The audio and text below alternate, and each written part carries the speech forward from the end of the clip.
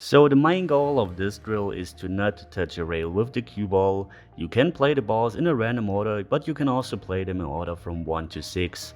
I'm playing in order from 1 to 6, and I've also moved the object balls away from the pocket because the further they are away from the pocket, the more difficult it gets. I put the balls on the diamond spots, 1 diamond away from the pocket. What you see here is I'm basically putting a straight in shot on a 2 ball. That means I can now visualize when playing the one where I want the cue ball to end. So basically if the cue ball ends where it is right now, I have a perfect shot on the 2 ball. So as you see, you have to draw the cue ball very precisely because you basically always want a straight in shot. Here on the 2 ball, I don't want it perfect straight in shot, I just want to cut it a tiny bit to the right. That means the cue ball will go a little more towards the center of the table. And you see here, I need a very precise draw shot on this shot. And I ended up pretty much perfect on the 3 ball. Here I also want to cut it a tiny bit to the right. I'm a little too straight.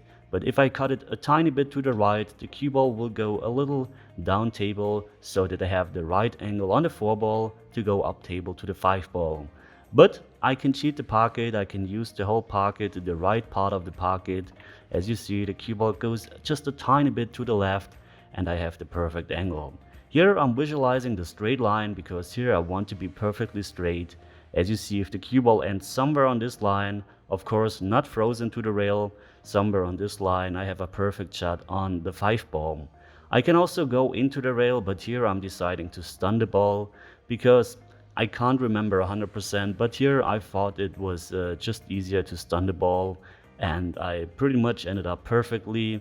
Again, I have a straight in shot, I have to draw the cue ball back, I want to be on this line. Of course, you have a tiny bit of tolerance, you don't have to be 100% straight, you can always cheat the pocket, hold the ball, and especially on the last ball, if you're not 100% straight, it still works. But I ended up perfectly, and here I just have a stop shot. So as I said, this drill is very important to learn how to draw the cue ball precisely to a certain spot on the table, which can be really helpful in games sometimes.